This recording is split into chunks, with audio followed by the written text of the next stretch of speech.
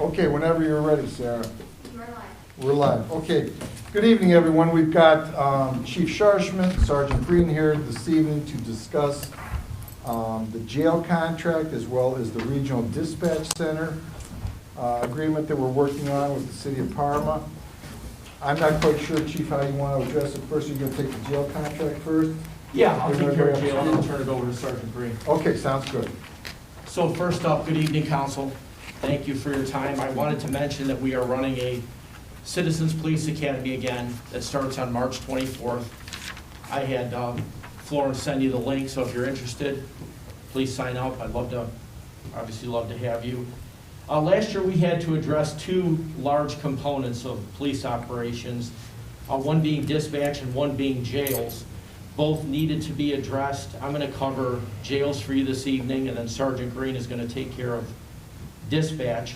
Like many cities, there are a number of headaches, liability involved with running a jail, and they can be very problematic with prisoners, with phone calls, food, medications, the transportation to court, visitations, things like that. Jails can be very taxing on staff. So taking you back in about 2014, our department transitioned from housing prisoners to utilizing the North Royalton jail. We signed a contract with the city of North Royalton in 2014, and that has worked out rather well up to date. In 2016, our department began to house felony arrests at Parma jail. And the reason we did that is because it made sense for our operations. It made us much more efficient because those felony arrests were arraigned in Parma court. So we didn't have to transport from North Royalton to Parma jail. We could take the prisoner right to Parma jail where they would be arraigned. In April of 2020, we received notice that North Royalton was closing their jail this year as of midnight, May 31st, 2020. So we had very little time to prepare for a big issue for our department. We house a large number of prisoners. This sent about 16 agencies scrambling for prisoner housing. And we would be one of them, and we were the biggest customer that North Royalton had. So I immediately began negotiations with Parma for not just felonies, but for also misdemeanor housing. I contacted Brooklyn. I'd gotten a call that Solon would house for us. Now, think about that. We're at minimum shift. We're not going to be transporting prisoners to the city of Solon. That's not very realistic. So needless to say, this was a big issue. Got into talks with Parma, as I stated, and came up with a contract with the Parma Police Department for $135 a prisoner. And with the shared dispatch service, they cut us a break of $10 off per prisoner, which would take us to $125, which is approximately the going rate for housing prisoners these days. Now, North Royalton, several months later, decided to reopen their jail. And they too, they wanted us back and our business back. Same price, $125 a day. So Parma, North Royalton, both at $125. And where we are right now, what I've stressed to sergeants is transport prisoners as to what fits best for our city. Obviously with COVID, we're not making as many arrests. We're trying to, as a charging document, use more citations because of COVID in the jails. So really, it's not just a primary jail, a backup jail, it's 1A, 1B. I mean, wherever we think it's best to take that prisoner, that's what we do. We have contracts with Parma and North Royalton. Just to give you some numbers, we have in 2018, we booked in 505 prisoners. In 2019, that number jumped to 766. And in 2020, we booked 490. So still a high number even with COVID. We also have housing contracts with Strongsville, which I have to address the Strongsville contract. They're ADA compliant. Parma is as well, but if that space is filled up, I like to always have a backup. That's why I have Strongsville, and they're close. And I also have a contract with Medina. So in the end, we're the customer. I would prefer to have contracts with as many jails as possible that are realistic, that are affordable, and that our staff can get to and drop off and do the transportation quickly.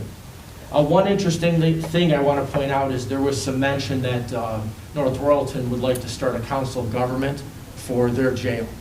So if we had ownership in that jail, that's something that I'm very interested in. I have our jails that are still operable.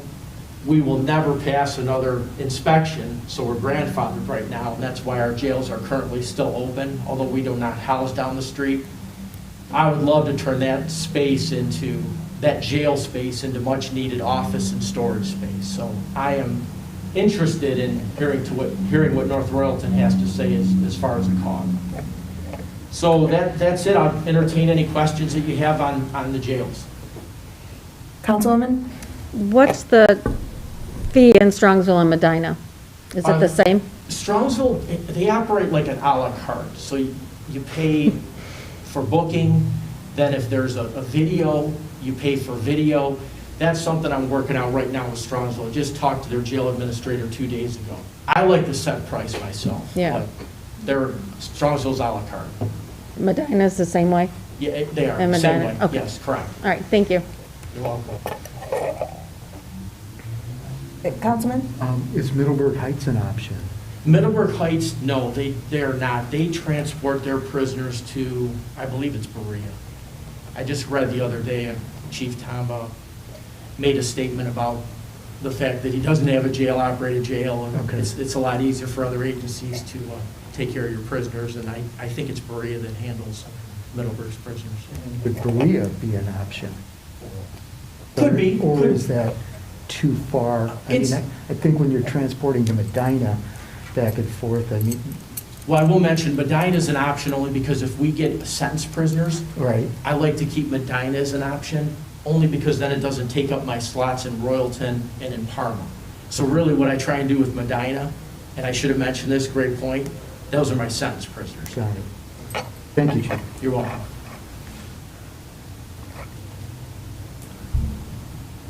Good with jails? There are no other questions from council? Yep. Go ahead, Chief. The second half is a dispatch. We're fortunate to have Sergeant Green, who helped build PRDC and has so much expertise. So when Parma thought about going to a county-operated dispatch system, we really had some concerns from an IT standpoint, from a personnel standpoint, from a financial standpoint. So we started to look around at some options, and I'll let Sergeant Green explain those options. Thank you. Thank you. Well, I didn't have my hammer and nails out building, but I did help them get opened. I got too many papers. I won't read them all. So as the chief mentioned,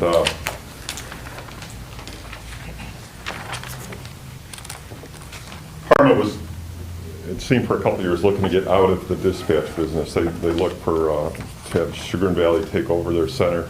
That didn't work out for them. Sugar Valley was not interested in taking another physical location. They certainly wasn't more interested in the customer. And then late 2019, we learned that Cuyahoga County was looking to move their CCOM center. CCOM's answers 911 calls from cell phones primarily, in all but the core section of Cleveland. The rest of the county, if you dial 911, that's who answers. It's a county agency. They're currently co-located at Sugar Valley's Bedford location, and it's kind of cramped quarters for them, especially in office space. So they were negotiating with Parma to take over personnel and management of the center and provide dispatching services for Parma, and then naturally for Parma Heights. So we started that process with the county, looking at contracts and costs and how that would look for Parma Heights. CCOMS currently dispatches for East Cleveland Police and East Cleveland Fire. Some years ago, for a little while, they dispatched for Olmsted Township Police and Fire. I don't think they had both of them at the same time, or if they did, it was a very short-lived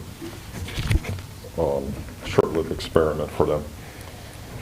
So we found the costs were significantly higher than what we're paying now with Parma, and we felt it was, we were kind of concerned with some of the contract issues and some of the staffing. Theirs is a little bit different operation. And I was also concerned about all the influx of phone calls. So 80% of 911 calls today are wireless 911 calls. They're not coming from a home telephone. Everybody has a cell. And it's countywide. So if there's a big storm event, which all dispatch centers get those, people call them when the power's coming on, from that to, hey, I'm trapped in my car and it's flooding and I'm in a ditch, which of course obviously is more important. But that all comes at one time. Well, if they're handling the whole county, we had a little bit of concern at that, and we felt it was in our best interest to start looking at other dispatch centers. Like the chief mentioned, for jails, we're the customer. Well, there's several service providers for dispatch now. So we spoke with, met with Strongsville. They run a dispatch center that has, I think, 5 agencies: Berea, Brook Park, Middleburg, North Royalton, and both the Falls and the Township. And we spoke with Chagrin Valley. They operate 3 centers. The newest one's in Brecksville. And I think they have 23 or 25 departments, somewhere in that neighborhood, split up among those. The Caucus Valley is in that Brecksville center. They just added the Cleveland Metro Parks Police Department, which is the first regional police department to be in a regional dispatch. So we looked at those costs. Strongsville was certainly more reasonable than what the county had planned, but more expensive than what we're paying Parma now. And CBD was just right in that range. They have a little bit different structure. Both Parma and Strongsville, and of course the county, are run by a governmental unit that has a lot of responsibilities to its citizens, not just dispatch. CBD is a COG, so each city that's dispatched by them is a member of that COG, and each city has a vote, but all the monies that are collected by that COG go to pay for the dispatch services. There are a number of other issues we looked at that, in the end, we felt they were the best choice. But right around, I think it was June or July, I think Parma and county decided this arrangement wasn't going to work for them. So that deal ended, and so did our search at that time. Have any questions about dispatch? Councilman? I have one. You said, you had just mentioned that all cities have a vote in the COG? Correct. Is it one vote per city, or do some cities, depending on size, get more than one vote? It's one per city, yes. There are 2 boards. There's the governing board that has 1 vote per city, and then there's I forget what you call it, an advisory board, if you will, which is each agency has a member. So if it's police and fire, your police and fire department would have a vote. And those decisions are how to dispatch things. So for instance, bank alarms, each cities have developed their own ways, police departments their own ways how to dispatch those. But in a dispatch center, you really don't want 5 or 15 different ways to do it. That just increases the odds for mistakes. So that's part of their bylaws. In each center, they'll come to a set of procedures for each agency, police and fire, and then that advisory board decides those issues. Has that been satisfactory, the board's decision in how it aligns with procedures for Parma Heights?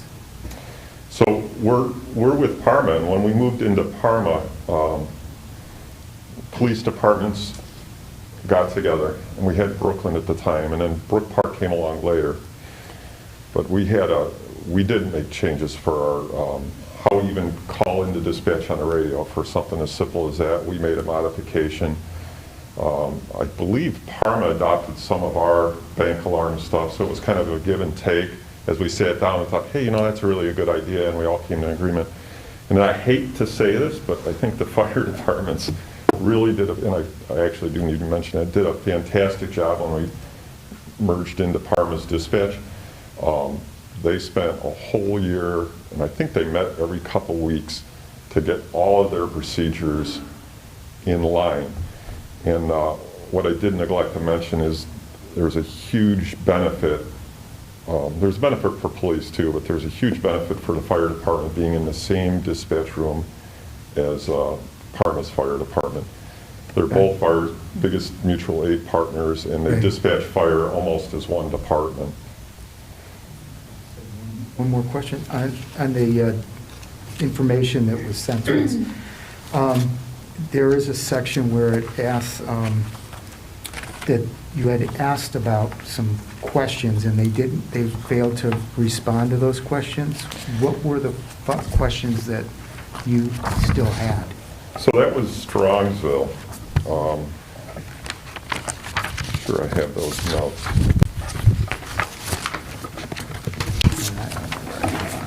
I'd be on a stack of stuff back there. I have them too, Steve, if you Yeah. So there were similar questions I asked CBD, and when we met with both agencies, so it's kind of hard, to be fair. Hey, how are you going to dispatch us? How many dispatches? Will one dispatcher be assigned to our police department, or will they be assigned to multiple departments? So I refer to that probably in my notes as a channel plan. In Strongsville, at the time, the staffing was a minimum of 6 dispatchers, and each dispatcher is assigned a radio channel, and they broke it up by department. So the Falls and the Township were on one channel, and fire dispatch, they had just changed from each fire department being on a different channel to all being on one, which is similar to what we did in Parma. So my concern would be, since they don't do a call taker is where a call comes in and someone's assigned to answer the phone, and the dispatchers primarily work the radio. If you have an overflow of calls, then they start helping out. Well, the Strongsville model doesn't do that. The dispatcher on the radio is also the dispatcher that answers the phone.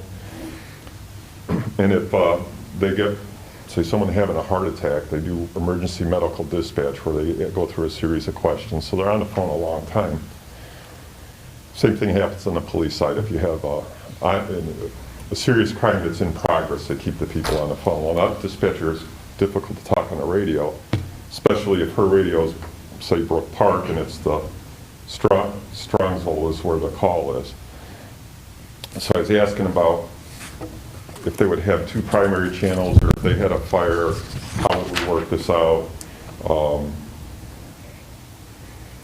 Talking about channels, so we use Parma's radio system, which is a benefit to us. Even if we weren't in their dispatch center, we'd be able to monitor the Parma Police Department, and they would be able to monitor us, which most of our officers and several of theirs do that.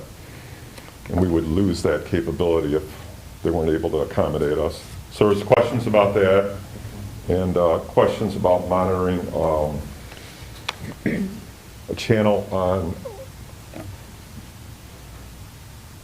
so we use both the Parma and Cleveland radio system. They're disparate systems, and it's a great benefit to us. It just worked out that way over the years.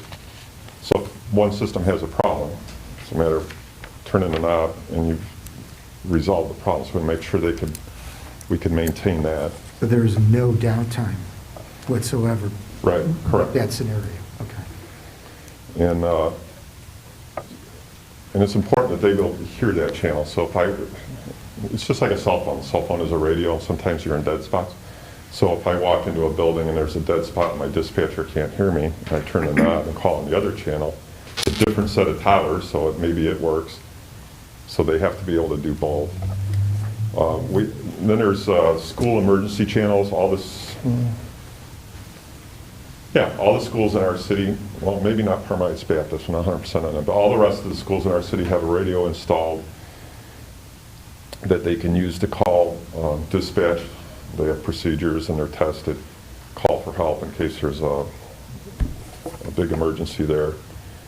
And fire departments, so they do the same thing out of Southwest that Parma does. If a fire department responds to Parma Heights, the responding agencies switch to Parma Heights fire channel. Parma Heights responds to Middleburg Heights, they switch to that channel to coordinate on the fire scene. So we want to maintain that too. So Southwest, they're all on the same radio system, so this would be new for them. And same thing, all these questions are the same for CBD too. Okay. And this is big for the fire department. Remember I mentioned they spent that whole year meeting every couple weeks, so they have a matrix based on the type of fire that comes in, if it's a rubbish fire or a commercial building, a residence or apartment building. They all have different responses. Even if it's an unconfirmed fire, hey, the fire alarm's going off, they know exactly what trucks to send. Now, back in the day, send our fire department, then the lieutenant would call in and say, call Middleburg and see if you can get an engine, call Brook Park, see if you can get an ambulance, call Parma, see if you can get a ladder. And those phone calls take a long time. So you can take, I think we had a fire, it took 8 minutes to get, because then you call Brook Park and they say, no, our squad's out. So now you got to find another fire department. So this way, and you had to go back and forth with the lieutenant who's making his size up and what do I do when I get there, and taking care of business when he does arrive. So they have a matrix that tells them, hey, this fire, this is the companies you need. If this one's busy, this is who you send. And again, that's beneficial with Parma because they're all in the same channel, and that's 5 fire stations in addition to ours, all right there.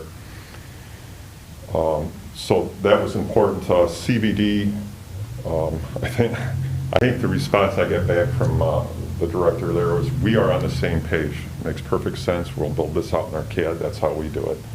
So as soon as they put in the address, it populates. And those were the main questions I sent to both places. Thank you. She had her, Councilman Everett and then Councilman Walsh. And this may be more for the mayor, but do we know how much the whole dispatch costs, like what Parma spends on this program? I do not know what Parma spends on the program, no. Do we I know, what we are charged. do we know what percentage we pay? Well, obviously, if you don't know what it is, so. I can. Is there a way we can Any find questions out? you have, I can find out, though. Okay. We'll talk to the safety director tomorrow. Okay. Yeah, any questions that you have, if any others, I can copy them down now, or if you forward them to Florence, we can get those answered. Yeah, No problem. no, that's the only one I had. Yeah, so you want to know what the cost is to Parma as a whole, and what our percentage is of the whole? Yeah. No problem, we'll find that out for you. All right, thank you. Councilwoman Walsh? Just a couple of things, Sergeant Green. With the Parma Regional Dispatch, you have a sentence here about does not explore new technologies or procedures, status quo. Does this concern you, since this is a moving target on a yearly, monthly basis, technology changes? Sure it does. So as we spoke with both Strongsville and CBD, each of them had their own plan as to what they recognize problems. So it's actually, even for us in Parma's fire department, after hours they have a way of reaching the fire department other than the telephone. They can do that, and they do if the first way doesn't work. So they've had issues in Parma with their system. We're using the exact same system because they're dispatching us. But that's not unusual. So when we talked to Strongsville, they had a different method, but they would like to improve upon it. So they went out and looked at different vendors, and they were discussing how they're going to do station alerting is what it's called. CBD went through the same process, and they were very excited because they had just decided what they were going to do. They had found a vendor that's willing to custom make what they needed. And their situation was a little bit different than Parma or Strongsville in that they have 3 locations. So if one location, for whatever reason, someone puts metal in the microwave and there's a fire, or they have to leave the building, or there's a power outage and the generator breaks, the other 2 buildings' locations pick up all the other calls, and it's all automated. So they need not just to be able to dispatch. So Caucus Valley, I think 6 departments, maybe 7 fire departments. They have to be able to handle the other 18 fire departments. So their system was unique because most of them you have one central dispatch and all your fire departments always come to there. So they spent a lot of time and effort. They also were looking at hiring some radio personnel in-house to do things that other places contract for. Parma, on the other hand, it seems to be reactive, and in my experience, when you provided, when there was problems and provided a solution, it didn't seem to move very quick. And they don't seem to have plans for what happens next. Now, if there is, I'm fully confident, however, if there is something stops working, they'll get it working. I just would feel much better if it was proactive.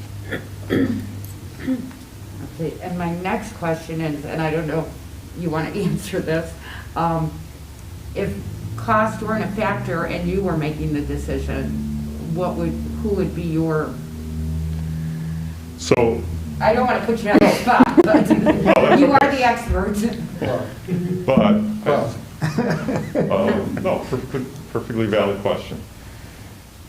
So we were forced to that table. Hey, January 1, we learned in the end of 19, January 1 of this month, 2021, Caucus County is going to be dispatching for Parma. Well, we're forced to that table. And we realized at that time, hey, we got to look at our options. It makes the most sense. Now, when I first heard that, they're going to keep the same dispatchers. We're comfortable. It works. We have that great relationship where, you know, if we have an officer that ends up north of Snow Road and needs help, it's not a phone call like with the fire department. It's, hey, send some units over to Pearl and Dresden. Parma Heights needs help. It's that fast. They can also see all the call screens. So there's huge benefit in that for police and for fire. So initially I thought, well, we still have that benefit. It's going to be great. You're going to have the same dispatchers. But what happened was the same thing that happened to us when we decided we were going to go to PRDC. You have a group of people that you're used to and comfortable. They know the community. And they're worried they're not going to have a job. I got to take a test. What if I don't pass the test? So if I wait and then we transition and I fail, I don't have work. So they go out and look for a job while they still have employment and then leave, because now they're guaranteed a job because we haven't got to the point where they're hired at the place we're moving to. So Parma lost a couple of really good dispatchers because of that. 2 of them went to CBD. And I learned that they weren't going to pay as much at the county.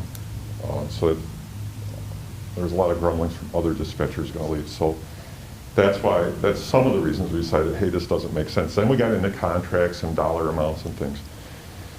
So I think probably the best product out of these 3 centers is probably Chagrin Valley Dispatch. But what happens when you change dispatch is you have a group of people that know, like I said, know your community, familiar with your procedures, and then you walk into a new center. And our experience was, it was, I don't know, 12 to 18 months, a year and a half before the dispatchers that were dispatching for us out of Parma reached the comfort level that we already had before. Now, there's a lot of benefit to that, but you could go through all that change if you don't have to. So at the end of the day, we didn't have to make that change, and we did it. But if you're asking which, if this was 2015 or 2014, we're making a decision to move from our self-dispatch to a regional dispatch, it would be CBD. So I don't know that making that change now is worth the growing pains. Even into the future, you don't believe it's worth it? Because if we take Parma, their numbers are what, 60 and 20, so they're 80,000, right? It's only Parma and us. Is it better to be bigger, as in Southwest at 140, and at our 20 it's 160,000 people? Will we get better service 5 years from now, 10 years from now, when we're already there, when we have a huge regionalized, like in the country, I believe that a lot of places have a large one like we're going towards? Or are we going to be 5 years from now behind the 8 ball again, where now we're at the bottom and need a learning curve in 5 years when we could have had it now? And I don't really know if that makes a difference No, now or 5 years from now? I think it's always worth thinking about and weighing your options as time goes on. Absolutely, I think it makes sense. I mentioned the other two are run by the communities and county. They have a lot of responsibilities. And as we saw with jails and even with dispatch, Parma was making changes. Well, they're not making changes now, but that doesn't mean 4 years down the line that doesn't. So you feel a little bit more insulated with CBD because that's their function. I don't think population is necessarily as important. I think it's the level of service. And we had a rainstorm when Strongsville first merged with Royalton. They took over Royalton. So that's the first two. And we ended up for a short time till they made other arrangements being their backup if 911 failed, because they were each other's. So it was one of those little things that slipped through the planning process, and it happens to everybody. And we had a rainstorm, and we got a ton of those calls. And the type of calls they receive, not that they don't get serious calls, versus the type of calls that we get are different. So they expect a different service level. And we had one dispatcher working that night with our calls for the rainstorm, plus 2 other cities much larger. And they were very upset that we wouldn't call a tow truck for them. Sorry, we can't call 411. We can't help you with that. We need to move on. And in fact, that's the example I gave. There was someone in a ditch in North Royalton and water was coming up, and that's the call she had to focus on. Brooklyn moved over to CBD Brecksville. Brooklyn is the busiest city in that dispatch center. Now their call volume's not that much higher than Broadview Heights or I think Independence. They're pretty close, but they're different calls. So it's not more population, it's what are they used to, what are they able to handle. And Parma, we're surrounded by Parma on 3 sides. It's the same community mix, it's the same people, it's the same type of calls. They're used to it. The population was more on a dollar, as in more money you have, the better infrastructure you can get and That makes equipment. sense. That's what I was more than, Parma Heights, we can't afford, 5 years from now, we can't afford this new technology, whereas Southwest, they've got 140,000 people that are paying the cost of this. Therefore, they can be on the cutting edge of technology. No, that makes sense, yeah. Okay. There's a couple points I'd like to make real quick, though, is one, I want to give you a comfort level. We are extremely, extremely fortunate to have Sergeant Green as part of our force. One is he was on the ground floor when they started to put Parma Regional Dispatch together from the very, very beginning. Parma thought so much of his expertise, they attempted to hire him away from the city of Parma Heights. Sergeant Green continues to provide service over there. So when there is a hiccup or there is a question or there's something that Sergeant Green's not comfortable with, he relays it to Chief Scharschmidt. We talk about this periodically along with Director Burns, but it's something that we monitor constantly. Some of the good background information that we get, as Sergeant Green had talked about, Brooklyn initially was part of the Parma Regional Dispatches when Brook Park came on too. Brooklyn did remove, so we kind of compared ourselves. We've gone through some of the similar issues that Brooklyn has already experienced. So if it does happen in the future, we can anticipate to somewhat degree what Brooklyn has done and maybe avoid some of the things that Brooklyn is going through now. So this isn't in concrete that this is going to be long-term or anything like that. I think it's constantly evolving. We were kind of, I don't want to say rushed or pushed, but there was a time where we were under the assumption that there was going to be one regional dispatch and that the cities better move on it. And that's where the conversation initially started from. And like I said, from the very beginning, we've been fortunate to have Sergeant Green as well as the Chief Scharschmidt involved. And they do, and they will continue to monitor. I know, Chief, you wanted to add something? Yeah, I did. I will say it was a fun project, not just Steve's expertise, but to visit these centers and realize the options there are quality. And I will say this is 50-50. This is not just police. Fire, of course, it's shared service. Their ISO rating would have taken a hit had we left Parma, and their auto aid with Parma is something that they speak highly of, that's much needed. But your questions, I mean, points are so well taken. I'm comfortable with Parma. I feel good about Parma. Sergeant Green talked about the growing pains. And as the mayor said, it's under evaluation. At some point, if we feel that we need to get better and we're not seeing it through Parma, we know there's quality options out there that are affordable. So Well, that's yeah. how I look at it. Yeah, and you are the expert, so if you're satisfied, that's what's important. I am satisfied. The business we do with Parma, we do little with Brook Park, Middleburg. The business we do with Parma it's a high volume. Okay. And I feel like that relationship certainly needs to be there. And I'm comfortable with it, not only with the dispatch side, but with the jail side. But I do think that, again, the points, the questions here tonight are, is there a better product out there? And that answer is yes, there may be. We need to get better with Parma. I don't believe you stay the same. You either get better or you fall behind. We need to make sure we keep getting better. Okay. No question. Councilman Rounds? And that kind of is a perfect segue to what I was going to ask. Sergeant Green, do I hear you saying that we're a member of the Parma Regional Dispatch, but they make all the decisions and they tell us what they've decided? No, it's not quite that. I mean, we have issues, we call their dispatch manager. We certainly have a relationship with the safety director and both the police and fire chief over there.